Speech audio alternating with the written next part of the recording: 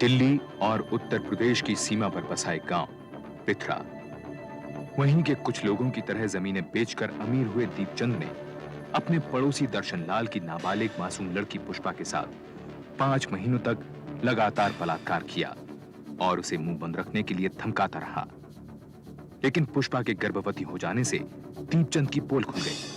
दर्शन लाल ने FIR दर्ज करवा दी और पुष्पा को डिलीवरी तक गवर्नमेंट रिमांड होम भेज दिया गया।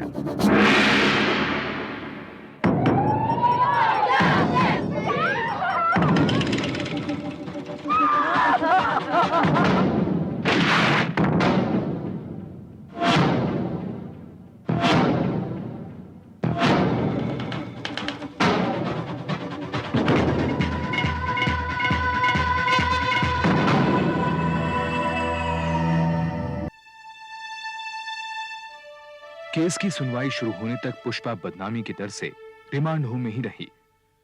इस बीच उसके बच्चे को एडॉप्शन के लिए भेज दिया गया। मामले को सेशन कोर्ट के सामने पहुंचने में पूरे 2 साल लग गए। दीपचंद के खिलाफ इल्जाम था कि उसने 24 जून 1993 के दिन पुष्पा के साथ बलात्कार किया और अगले 5 महीनों तक उसके साथ जबरदस्ती करता रहा। दीपचंद के मुताबिक ये आरोप झूठे थे। सरासर झूठे साहब। मेरा इस लड़की के साथ कभी कोई ताल्लुक नहीं रहा। मैं तो शादीशुदा आदमी हूं। चलो कागज तो सब ठीक हो गए। अब बख्शी की जुबान बंद हो जाएगी। पिछली सुनवाई में तो पीछे पड़ा हुआ था ना कि लड़की की उम्र ज्यादा है और उसकी असली उम्र छुपाई जा रही है, लेकिन आज देखूंगा उसे। आप ही का सहारा है तिवारी जी। हाँ, आपने इसे आज के लिए तैयार तो कर दिया है ना?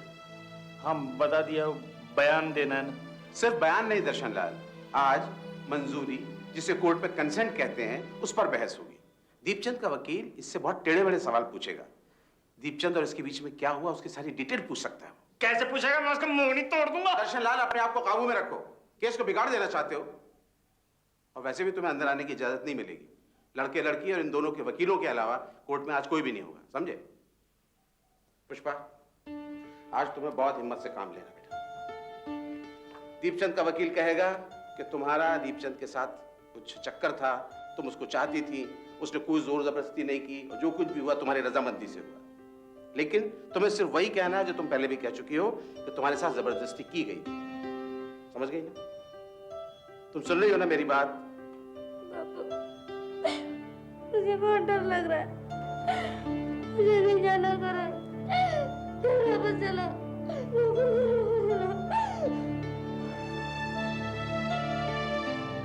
डरने की क्या बात है? मैं तो रहूंगा ना वहां पर। लेकर आइए इसे। कोर्ट इन सर्टिफिकेट से सेटिस्फाइड है। आप पुष्पा से सवाल पूछिए।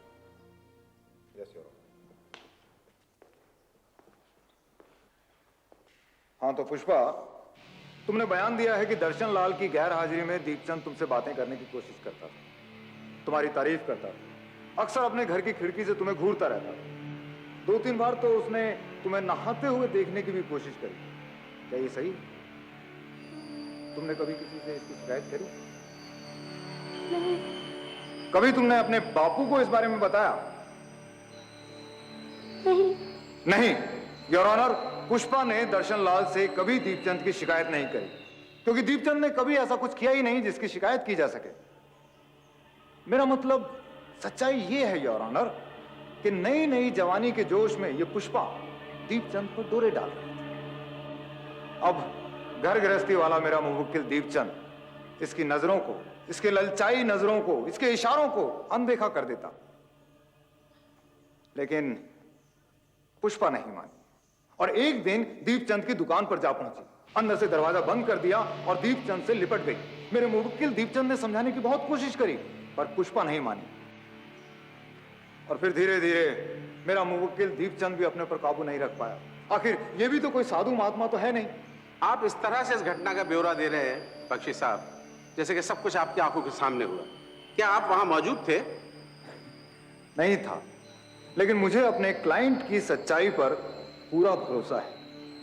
ये एक शरीफ आदमी को बेवजह फंसाने की कोशिश की जा रही है मिलॉर्ड। शरीफ आदमी? योर ऑनर, इस आदमी की शराफत के किस्से गांव का बच्चा बच्चा जानता है। इसके ओछेपन की वजह से गांव की औरतों ने इसके घर में आना जाना बंद कर रखा है। कितनी मरतबा इसके खिलाफ पुलिस में शिकायत भी दर्ज की गई, लेकिन हमेशा पैसा खिलाकर ये आदमी बचता चला आ गया। इस आदमी ने इस मासूम बच्ची के साथ बलात्कार किया है, ये एक सच्चाई है योर ऑनर। अगर दीपचंद ने इसके साथ रेप किया था तो ये चिल्लाई क्यों नहीं, आवाज क्यों नहीं लगाई इसने किसी को? बोलो, जवाब दो, चिल्लाई थी कि नहीं? चिल्लाई थी, लेकिन उसने मेरा मुंह बंद कर रखा था। 20 मिनट, आधा घंटा तक तो तुम दुकान में थी, क्या सारा वक्त इसने तुम्हारा मुंह बंद कर रखा था? मैं डर गई थी, मुझे होश नहीं रहा था। झूठ, एकदम झूठ।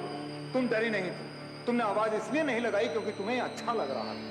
योर ऑनर, उस दिन और उस दिन के बाद इन दोनों के बीच में जब भी शारीरिक संबंध बने, पुष्पा की मनमर्जी से बने, ना कि दीपचंद की जबरदस्ती से। योर ऑनर, बच्चा ठहर जाने के बाद जब दर्शन लाल को इस बात का पता चला तो उसने मौके का फायदा उठाने की सोची। मेरे मुवक्किल दीपचंद पर जो भी इल्जाम दर्शन लाल ने लगाए हैं वो सिर्फ और सिर्फ पैसे के लालच में लगाए।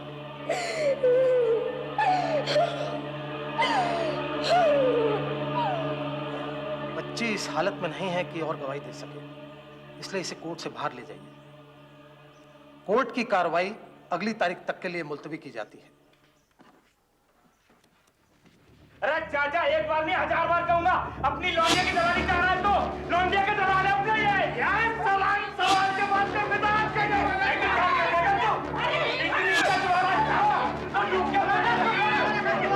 ये इसको देखो चाचा, अब देख लूंगा मैं तुझे।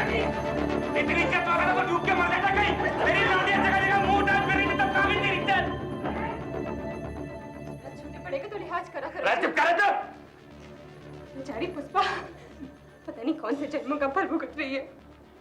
भगवान जाने कैसे गुजरेगी उसकी ये पहाड़ जैसी जिंदगी। अरे तू कब से उसकी सगी बन गई?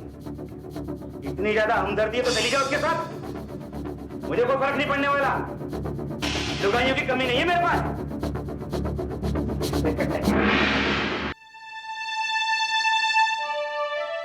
रिमांड होम की सूनी बेरुखी जिंदगी से तंग आकर आखिरकार पुष्पा ने वापस अपने गांव पिथरा लौटने की हिम्मत बांधी।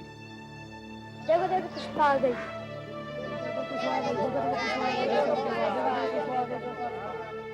पुष्पा को लेकर गांव वालों का रवैया अब भी काफी कड़वा था। हादसे के 2.5 साल बाद भी पुष्पा और दीपचंद का किस्सा लोगों की जुबान पर था। वो वाली दिखाना जरा। हाँ ये वाला, ये लाल वाली। ये कैसे दी? 14 रुपए दर्जन। 14 रुपए? 14 रुपए तो बहुत महंगी है। ये पीली वाली दिखाओ। ले लो बहन जी, आपके हाथ में बहुत फूफेंगी, देखो कितना अच्छा लग रहा है। नहीं 14 रुपए बहुत महंगी है।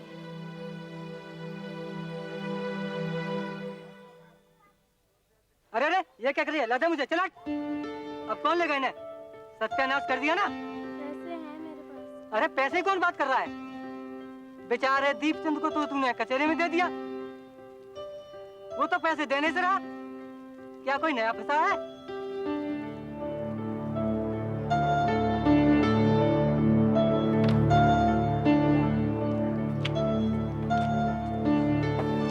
ये पुष्पा, पुष्पा,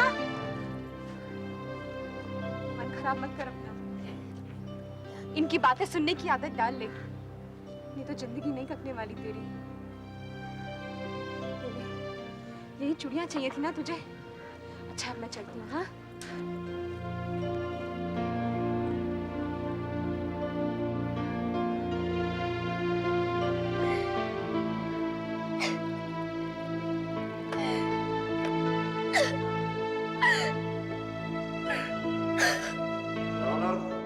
मैं अपने मुवक्किल दीपचंद के केस के दीपचंद के वकील सुरेंद्र बख्शी ने डॉक्टरी जांच की रिपोर्ट को भी पुष्पा के खिलाफ इस्तेमाल करने की कोशिश की। मेरी जांच के अकॉर्डिंग ये लड़की सेक्स की आदी रही और ये इंफॉर्मेशन मेरी मेडिकल रिपोर्ट में भी मौजूद है। डॉक्टर निगम, क्या इस जांच से यह भी पता लगाया जा सकता है कि लड़की के संबंध, शारीरिक संबंध, एक ही आदमी के साथ रहे? नो मिस्टर बख्शी, एक या दो या ज्यादा, ये कहना इम्पॉसिबल। योर ऑनर, डिफेंस के लॉयर बार बार ये साबित करने की कोशिश कर रहे हैं कि पुष्पा के एक से अधिक पुरुषों के साथ संबंध रहे, लेकिन अपनी तमाम कोशिशों के बावजूद वो इस कोर्ट में एक भी ऐसा आदमी पेश नहीं कर सके हैं जिसके पुष्पा से किसी भी तरह का कोई संबंध रहे। डॉक्टर निगम, एक बात और बताइए, एक बालिग औरत के मुकाबले एक 14 बरस की बच्ची का सेक्सुअल एक्टिविटी में इन्वॉल्व होना कितना पेनफुल हो सकता है? बहुत पेनफुल हो सकता है, और फर्स्ट टाइम तो और भी ज्यादा पेनफुल होता है। और इस उम्र की लड़की के साथ अगर जबरदस्ती की जाए तो वो खतरनाक भी है। योर ऑनर, दीपचंद ने पुष्पा के साथ जो कुछ किया उसे सिर्फ दरिंदगी ही कहा जा सकता है। एक 14 बरस की मासूम बच्ची के साथ बलात्कार, फिर धमकियां देकर लगातार उसका फिजिकल एक्सप्लॉयटेशन, यहां तक कि जब उसके पेट में 5 महीने का बच्चा आ गया तब भी उसने उस पर दया नहीं की। एक छोटी सी बच्ची को इस उम्र में मां बना दिया। और डिफेंस लॉयर ये कहना चाहते हैं कि ये सब कुछ पुष्पा चाहती थी, पसंद करती थी। ये जो केस अदालत के सामने रखा गया, अदालत इस निर्णय पर पहुंची कि पुष्पा की तरफ से कोई सहमति नहीं थी, और ये कि कानून के मुताबिक अगर सहमति हो भी तो नाबालिग के साथ शारीरिक संबंधों को बलात्कार ही माना जाएगा। बलात्कार और नाबालिग के साथ बलात्कार के इल्जाम में कोर्ट ने दीपचंद को 7 साल की कड़ी कैद की सजा सुनाई।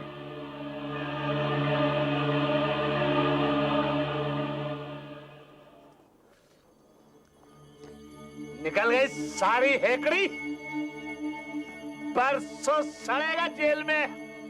भैया बहुत पैसे खिलाए इसने, ऊपर नीचे सब जगह। 3-4 लाख तो वकीलों को ही खिला दिए होंगे, और बचा नहीं। बचा नहीं। अब मैंने भी कसम खा रखी थी, छोड़ूंगा नहीं साले को। बात पैसे की हेकड़ी दिखाता था ना, मैंने जमीन बेच दी। पुष्पा तेरे लिए मैं कंगाल हो गया। और ये गांव वाले अब साले हंसते हो कि मैंने दामाद को जेल भेज दिया। सब पे केस कर दूंगा मैं।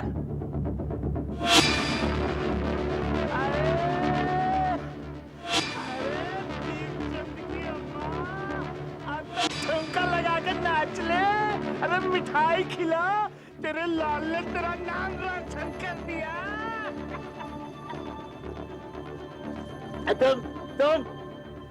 तुम सारे खड़े खड़े क्या देख रहे हो? तमाशा हो रहा है? हो गया तमाशा, अब जाओ खेले कूदो नाचो।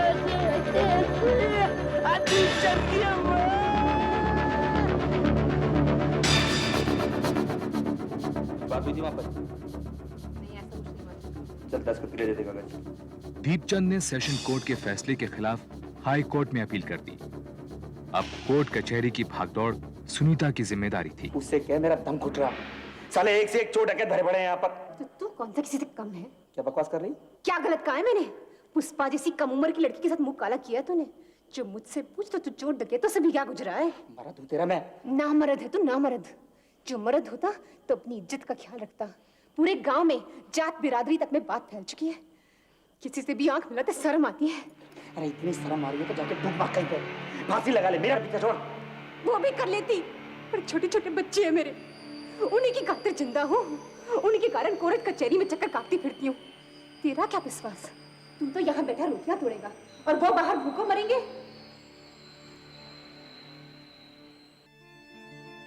दर्शनलाल के सामने फिलहाल एक ही मकसद था, हर हाल में दीपचंद को सजा दिलवाना। दूसरी ओर बुआ पुष्पा की उजड़ी हुई जिंदगी को फिर से संवारने की कोशिश कर रही थी। बुआ ने कई जगह रिश्ते की बात चलाई, लेकिन लोगों ने पुष्पा के चरित्र पर उंगली उठाकर साफ इनकार कर दिया। आखिरकार बुआ ने एक परिवार को बातचीत के लिए मना ही लिया। अब दर्शनलाल जी, हम आपकी लड़की से कोई एतराज नहीं कर रहे। अब जो हो गया सो हो गया, उसमें इस बेचारी का क्या दोष है? हमारी पुष्पी बहुत सियानी है, सारे घर का कामकाज यही संभालती है। हमारे घर में काम है ही कहाँ। अरे ये तो राज करेगी, राज। हाँ वो घर की बात तो कर ले। मेरा लाल। वो पैसे की बात तो हो गई, अब मेरा है घर कच्चा, जरा उसे भी पक्का करवा ही दो। खर्चा ज्यादा हो रहा है दर्शनलाल जी। आजकल छोटी मोटी शादी में भी 5-10 लाख तो लग जाता है। हम कोई आपसे ज्यादा तो नहीं मांग रहे। अजी 51,000 रुपया टीका करने को लोग तैयार बैठे हैं। ये तो पुष्पा की बुआ के कहने की वजह से हम लोग आ गए। और फिर तुम्हारी लड़की कुंवारी भी तो नहीं है, बच्चा भी तो जन चुकी है, सारा जहान जानता है। उधर दीपचंद के हाईकोर्ट में अपील करने के बाद तिवारी को लगा कि केस लंबा खिंच सकता है। केस को मुकाम तक पहुंचाने का तिवारी को एक ही रास्ता नजर आ रहा था। वो इस बारे में बात करने के लिए दर्शन लाल के घर जा पहुंचे। पुष्पा, चलिए। कुछ पैसे की मुआवजे की बात चली? अब बहुत लोगों ने करी थी मुआवजे की बात, पर दिल नहीं माना। गरीब जरूर हैं, पर अपनी इज्जत आबरू की कीमत नहीं लगाएंगे। एक बात ठंडे दिमाग से सोचो दर्शन लाल, मुआवजा लेने में कोई बुराई नहीं है। छोड़ो तिवारी जी, कुछ और बात करो। यहाँ तक तो गाड़ी खींची लाया हूँ, हाई कोर्ट में भी लड़ लेंगे, मुआवजा नहीं लेंगे। तो मेरी बात समझ नहीं रहे हो दर्शन लाल। अगर इसको सजा हो भी गई तो कितने दिन की होगी? साल, 2 साल, 5 साल, उसके बाद दीपचंद बाहर आ जाएगा। लेकिन जरा इस बच्ची के बारे में सोचो, उसकी पूरी जिंदगी सामने पड़ी। अगर मुआवजा ले लोगे तो इसका कुछ भला हो जाए। सुरेंद्र बख्शी ने अपने मुवक्किल दीपचंद की जमानत की अर्जी हाई कोर्ट के सामने रखी, लेकिन पुष्पा के वकील दीनदयाल तिवारी ने इसका जोरदार विरोध किया। तिवारी की दलील थी कि दीपचंद से पुष्पा की जान को खतरा है, क्योंकि वो बलात्कार के समय पुष्पा को जान से मारने की धमकियां दिया करता था। Objection my Lord. Objection overruled. Prosecution lawyer की बात सुनने के बाद अदालत को लगता है कि दीपचंद जैसे कैरेक्टर के आदमी पर विश्वास नहीं किया जाना चाहिए, लिहाजा इन हालात के अंदर मुल्जिम दीपचंद की जमानत की अर्जी को नामंजूर किया जाता है। Thank you my Lord. अदालत से मेरी एक रिक्वेस्ट और है। पिछले 2.5 बरस पुष्पा के लिए बहुत तकलीफों भरे गुजरे हैं। अब उसकी उम्र 17 बरस हो चुकी है। इस केस के चक्कर में दर्शन लाल की आर्थिक स्थिति भी बहुत खराब है, वो कर्ज में डूब चुका है, और इस सब का कारण है दीपचंद। इसलिए दीपचंद के सिर्फ जेल चले जाने से पुष्पा की तकलीफें खत्म नहीं हो जाती, इसीलिए पुष्पा को कोई मुआवजा भी मिलना चाहिए। माय लॉर्ड, ये तो मेरे क्लाइंट के साथ ज्यादती होगी। दीपचंद के जेल में होने की वजह से उसका सारा काम धंधा चौपट हो चुका है। घर में जमा किया हुआ जो भी पैसा था वो धीरे धीरे मुकदमे और घर खर्च में निकल चुका है। पिछली तमाम बातों को भूलकर मेरा मुवक्किल दीपचंद पुष्पा की मदद के बारे में सोच सकता है, लेकिन कैसे कैसे करे? वो तो सलाखों के पीछे है। एक रास्ता हो सकता है, अगर दीपचंद को रिहा कर दिया जाए तो वो बाहर आकर कुछ काम धंधा, कुछ कमाई करके पुष्पा के हट जाने की रकम अदा कर सकता है। अगर मुल्जिम दीपचंद पुष्पा की भलाई के लिए कुछ करता है तो अदालत उसके केस पर नरमी से गौर करेगी। मुआवजा देने से सजा कम हो जाएगी क्या? दीपचंद मुआवजा देने के लिए हरगिज तैयार नहीं था। सुनीता अगले कुछ दिनों तक उसे समझाती रही कि अगर मुआवजा देकर सजा कम हो जाए तो कोई बुराई नहीं है। आखिरकार सुनीता ने दीपचंद को राजी कर ही लिया। जो तेरे मन में आए वो कर, मुझे यहाँ से बाहर निकलवा बस। और इस सिलसिले में दोनों तरफ के वकीलों की मुलाकात भी तय करवा दी।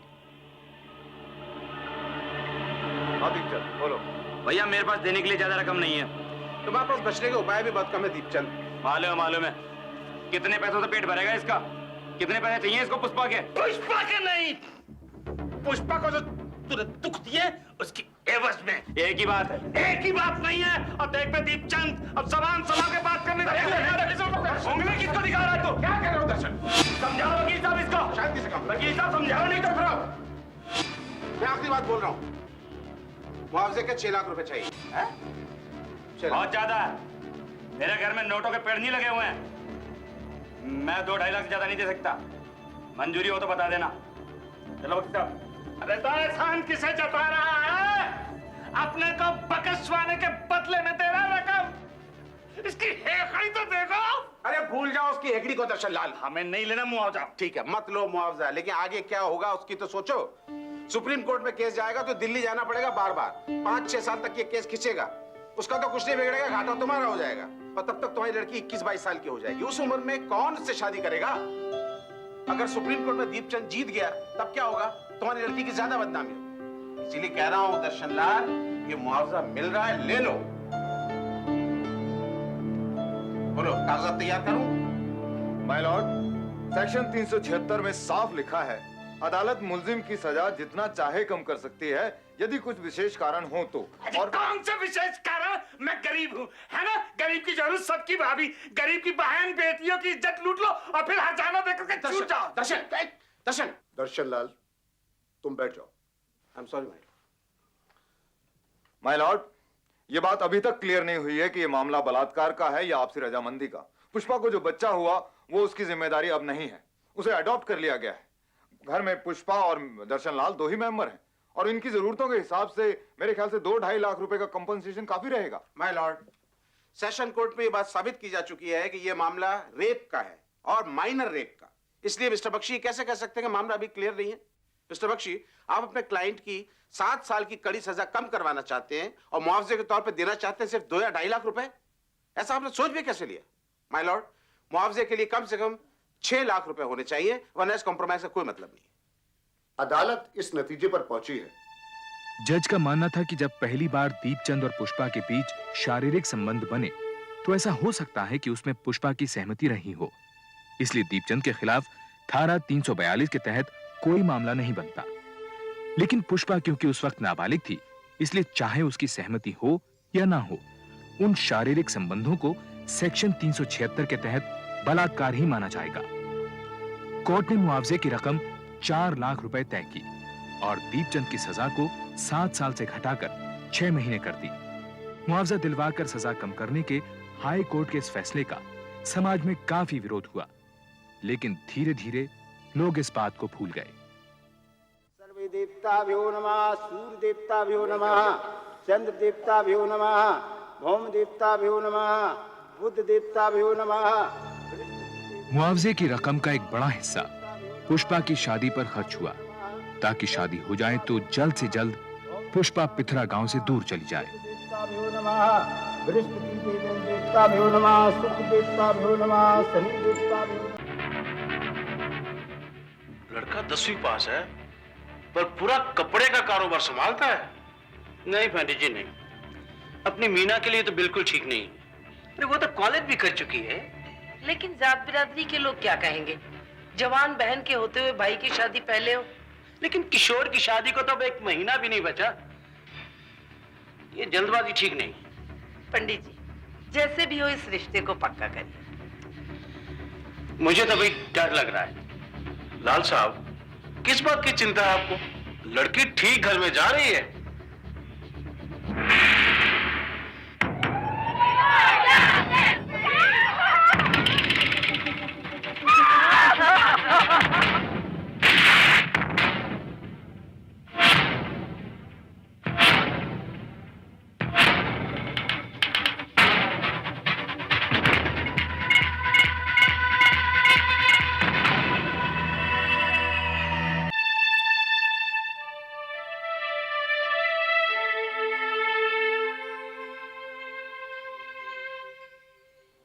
मैं सच कह रहा हूँ सुंदरी, कुछ नहीं बदला है।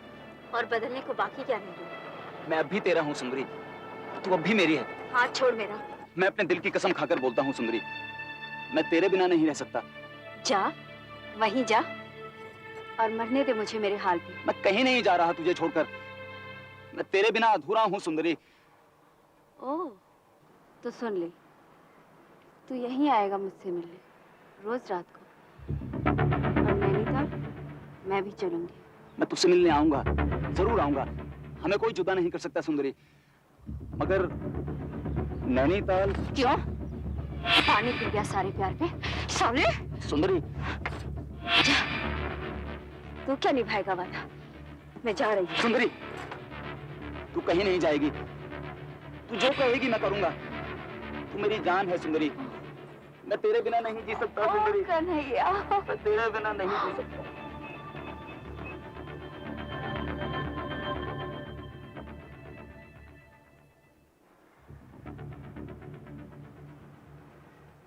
सुंदरी कन्हैया के मकान में किराएदार थी, वो और उसकी माँ। मकान की छत सुंदरी और कन्हैया का रोजाना का मिलन स्थल थी, मगर वो रात और रातों से थोड़ी अलग थी। तो आज भी नहीं माना? अब जाने दो ना जी, कल बात कर लेना। अरे कल कल करते करते बात यहाँ तक आन पहुंची है। ये बोलो ना, सारे मोहल्ले को जगाना है क्या? क्यों बाप बेटा थू थू करवाने पर तो ले। कल बात कर लेना। अरे कन्हैया तू जाना अपने कमरे में।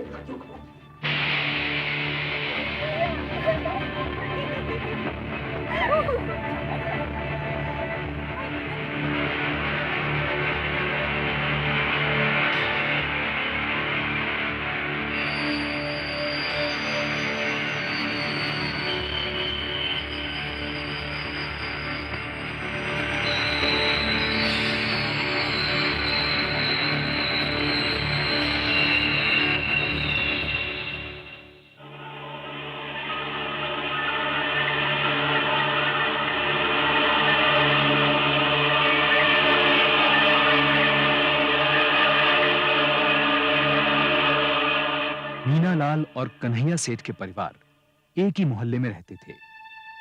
लाल साहब ने शादी में 2.5 लाख रुपए बतौर दहेज दिया था, लेकिन नकद नहीं।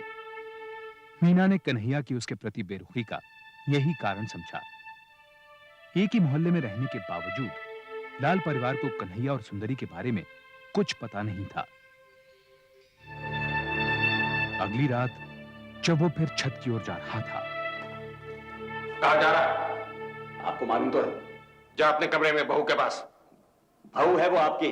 और तेरी है वो जो छत पर तेरा इंतजार कर रही। साली न जात की न रूप रंग की। अरे उसे तो मैं अभी घर से बाहर निकालता हूं। निकाल के देखो जरा। अरे कन्हैया तेरा तो दिमाग खराब हो गया है। मालूम भी है कितना दिया है उन्होंने, कितना। शादी भी मैंने उसी के लिए की है। अरे इतनी पढ़ी लिखी बीवी तुझे मिलेगी तूने सपने में भी नहीं सोचा होगा। और कितना मुनाफा होने वाला कारोबार में तुझे। कारोबार मैं चला रहा हूं, घर मैं संभाल रहा हूं, सारे कर्ज मैं उतारे हैं। अगर मेरी जिंदगी में किसी ने टांग अड़ाई ना तो क्या?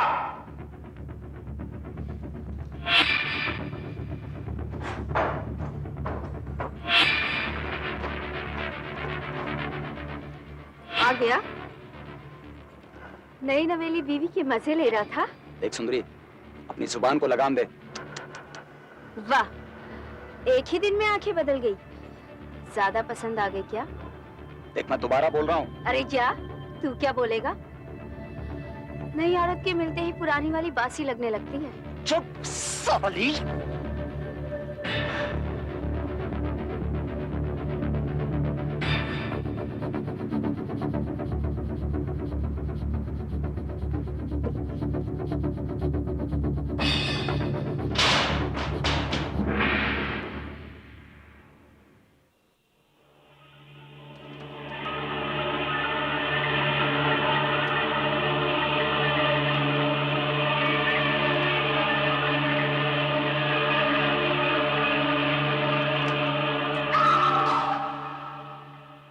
मीना 2 दिन बाद ससुराल से आई।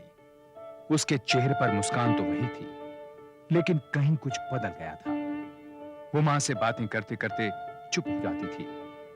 छोटी बहन के साथ खिलखिलाते हुए अचानक कहीं खो जाती और कोशिश करती कि वो अपने पिता के सामने कम से कम पड़े, जिनकी वो सबसे ज्यादा लाडली थी।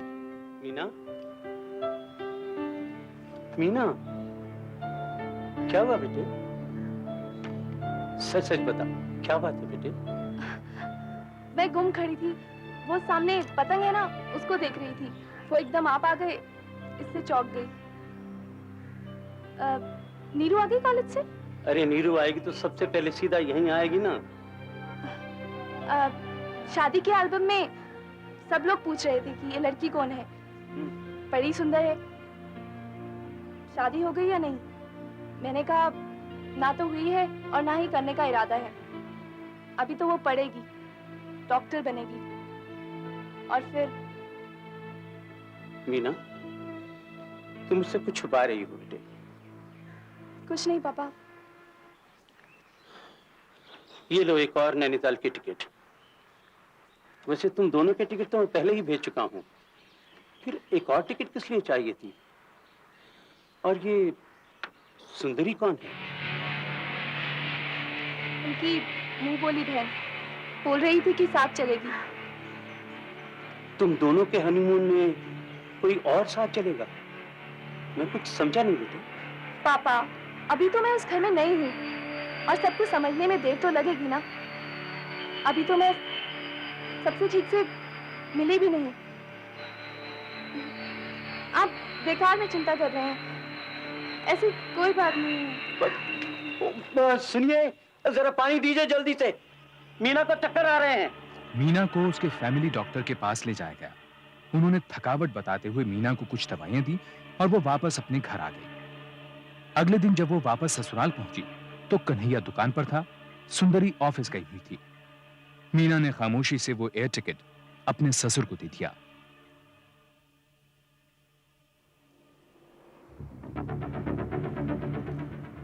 तूने सुंदरी का एयर टिकट बाबूजी को दे दिया? हाँ। मैंने तुझसे कहा था मुझे देना। आप थे नहीं। रात तक इंतजार नहीं कर सकती थी? मैं समझ नहीं पा रही हूँ, आपको दिया उनको दिया, क्या फर्क पड़ता है? ठहर, तुझे अभी फर्क समझा देता हूँ। सुंदरी, क्या बात है? इसको जानती है? शादी में देखा था। ये सुंदरी है और हम दोनों एक दूसरे से प्यार करते हैं।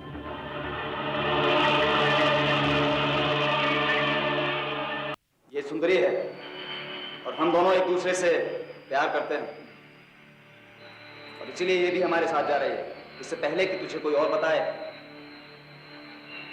बाबूजी को ये बात मालूम है? मालूम है, सबको मालूम है।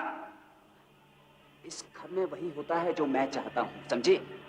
तो आपने मुझसे शादी क्यों की? तो की और कान खोल के सुन ले, ये बात घर के बाहर नहीं जानी चाहिए, समझी? मैं अपने पापा के घर जाना चाहती हूँ। पापा की धौंस दिखाती है? कहीं नहीं जाएगी तू, कहीं नहीं जाएगी। अरे देख, कन्हैया भैया की आवाज है, चल चल कर देखते हैं। अरे यार, माँ जाग जाएगी। बस बेटा, इतना ही दम है तेरे में, चल चल देखते हैं। आजा। कहीं नहीं जाएगी। इसका भी बंद कर। कहीं नहीं जाएगी तू। सुनती हो? अरे सुनती हो? मुझे तो एक भैया की आवाज लग रही। अरे अब आप तो सो जाइए ना। मियाँ बीबी आपस में नहीं लड़ेंगे तो क्या गैरों से लड़ेंगे? न जाने किस मनूस घड़ी में पैदा हुआ था ये सत्यानाशी। दुखी हो गया मुझसे। मैं जाऊंगी जाऊंगी जाऊंगी।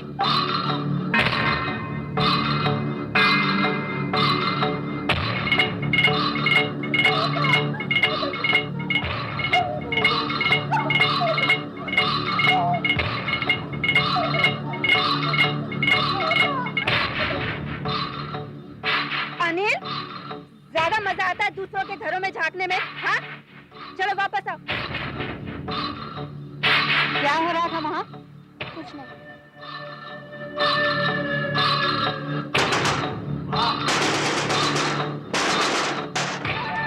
बाबूजी, मीना को कुछ हो गया है। क्या हो गया मीना?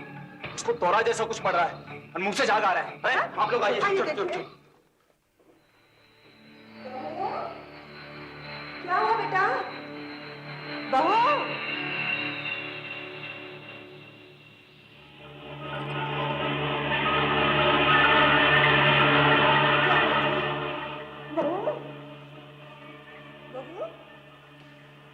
क्या हुआ? अरे मैं कह रहा था संभल जा संभल जा संभल जा। बुढ़ापे में मुंह काला करना था तो कर दिया। देख। अरे क्या कर रहे हो जी? पहले डॉक्टर को तो बुलाओ। डॉक्टर ने कुछ नहीं करना है। देख तूने क्या कर डाला, देख। मैंने क्या किया है? मैं तो करीब 12 बजे छत पर चला गया था सोने के लिए। करीब 5 बजे आंख खुली तो मच्छर काट रहे थे। मैं नीचे आया, मीना ऐसे ही सजी हुई थी, उसको दौरे पड़ रहे थे। मैं घबराकर आप लोगों को बुलाने चला आया। सेठ ने दुनिया देखी हुई थी। बात बिगड़ने के डर से उन्होंने सबसे पहले अपने वकील को बुलवाया। उसके बाद लाल साहब के घर खबर दी गई।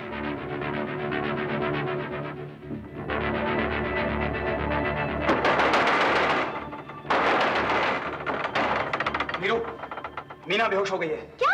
हाँ, यही बताने के लिए मैं आया हूँ। मम्मी पापा जल्दी आइए, दीदी को कुछ हो गया है। मीना बेहोश हो गई है, मैं यही बताने के लिए आया हूँ। आप लोग जल्दी चलिए आइए। आइए। डैडी प्लीज जल्दी से डॉक्टर को बुलाइए। क्या हो गया? मेरी बच्ची को देखो जाके। चलो, मैं बाद में आता हूँ। उठा नहीं जा रहा।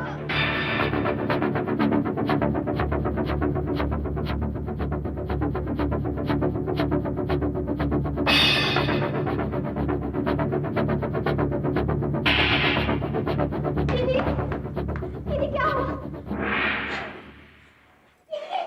जल्दी करिए ना, अस्पताल ले जाना होगा। अरे अस्पताल का है, हमें तो लगा इससे कोई दौरा वोरा पड़ा है और क्या है। अरे आपको दिख नहीं रहा है कि क्या हालत हो रही है? दीदी, पापा,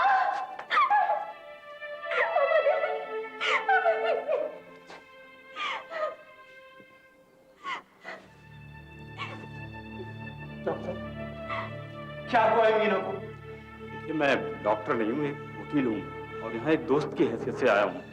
सेठ साहब, आपने अभी तक डॉक्टर तक नहीं बुलाया? मीना मर चुकी थी। लाल साहब इस बात से सख्त हैरान थे कि अभी तक मीना को अस्पताल ले जाने का इंतजाम क्यों नहीं किया गया, या डॉक्टर से पहले सेठ ने अपने वकील को क्यों बुलवाया। उन्होंने तुरंत अपने फैमिली डॉक्टर वाधवा को बुलवाया, जिन्होंने एक दिन पहले ही मीना का चेकअप किया था।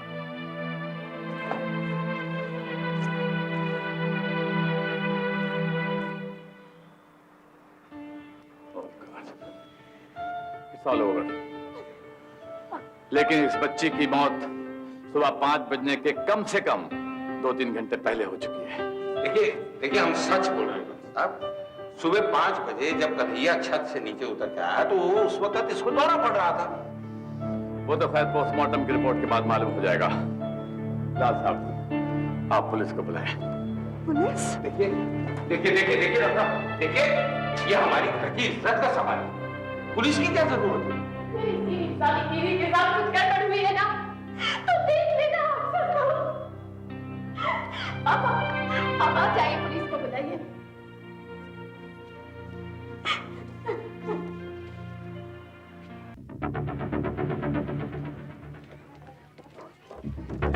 सच्ची में अम्मा, वो जो रहती है ना वहाँ सुंदरी, वो और कन्हैया भैया और तीसरी वाली रो रही थी।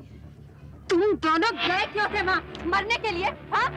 अगर अब घर से बाहर कदम निकाला तो टांग तोड़ दूंगी, समझे? इंस्पेक्टर, मेरी बेटी अचानक कैसे मर सकती है? वो बीमार नहीं थी और कल तक तो बिल्कुल ठीक ठाक थी। आप कहना क्या चाह रहे हैं मिस्टर लाल? मैं कुछ कहना नहीं चाहता, लेकिन मुझे लगता है इस मामले में कुछ गड़बड़ जरूर है। देखिए लाल साहब, मेरा एक्सपीरियंस ये कहता है गड़बड़ की सिर्फ 3 वजह हो सकती है, सर, चोरू या जमीन। यहाँ पर ऐसी कोई बात है क्या? ऐसी कोई बात नहीं है, लेकिन मैंने मीना के गले पे खरोचों के निशान देखे। अरे सेठ साहब,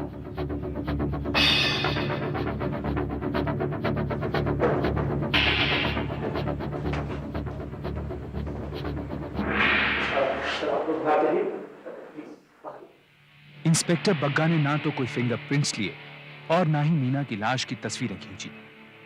उसने जोर दिया कि डॉक्टर वाधवा समेत सब लोग कमरे से बाहर चले जाएं, जिससे वो मीना के शरीर को पोस्टमार्टम के लिए ले जा सके। ये पुलिस इंस्पेक्टर अंदर क्या कर रहा है और वो लोग उससे क्या बात कर रहे हैं? मुझे तो कुछ समझ नहीं आ रहा है। भाई लाल साहब, मुझे तो इस मामले में कुछ गड़बड़ मालूम होती है। अब सब कुछ पोस्टमार्टम की रिपोर्ट के बाद मालूम चलेगा। सेठ साहब आप चलिए। आप नहीं गिरा सर। हम सब उतरा। जी सर।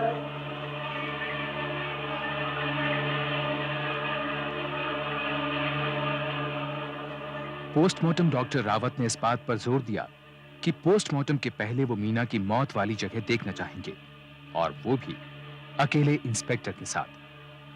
डॉक्टर वाधवा, डॉक्टर लाल और नीरू ये सुनकर हैरान हो गए, क्योंकि एक डॉक्टर का मौका वारदात को देखने पर जोर देना बहुत ही अजीब बात थी, और इसे पोस्टमार्टम के और आगे खिसकने का अंदेशा था, जबकि मीना के मौत के सिम्टम्स अभी ताजा थे।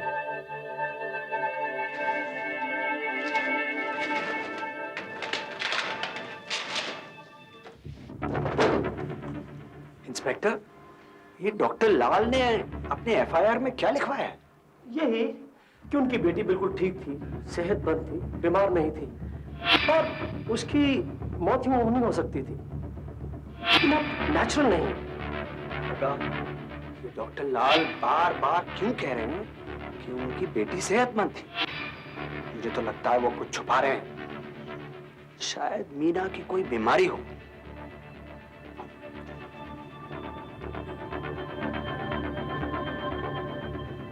जब तक डॉक्टर रावत वापस आए और उन्होंने पोस्टमार्टम किया, तब तक शाम के 5 बज चुके थे, यानी मीना के मौत के करीब 12 घंटे बाद। और मौत के 12 घंटे बाद यह पता लगाना नामुमकिन था कि मीना की गर्दन पर खरोंचों के निशान मौत से पहले के थे या बाद के। मैंने सारी संभावनाएं देख ली, उसका पेट बिल्कुल खाली है। ये एक नेचुरल डेथ है। वो अचानक दिल के दौरे से मरी है। इसे मेडिकल लैंग्वेज में सिंकोपी कहते हैं। मनमंतर अष्टाविंशति तमे युगे कलि युगे कलि प्रथम चरणे। इस नई दुल्हन की रहस्य भरी यकायक मौत ने शहर में सनसनी फैला दी। सारे न्यूज़पेपर्स की हेडलाइंस में इसका जिक्र किया गया। कोई भी इस बात को हजम नहीं कर पा रहा था और सब कुछ इतना जल्दी हुआ था कि लाल साहब को कुछ भी करने का वक्त ही नहीं मिल पाया।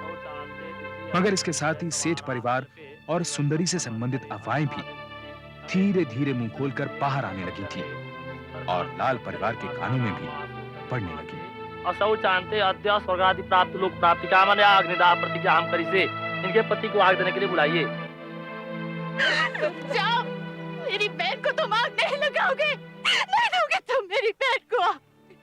पापा वो ठीक कहती है, तुम मीना को आग नहीं दोगे और अगर ऊपर ईश्वर है तो तुम भी नहीं बचोगे।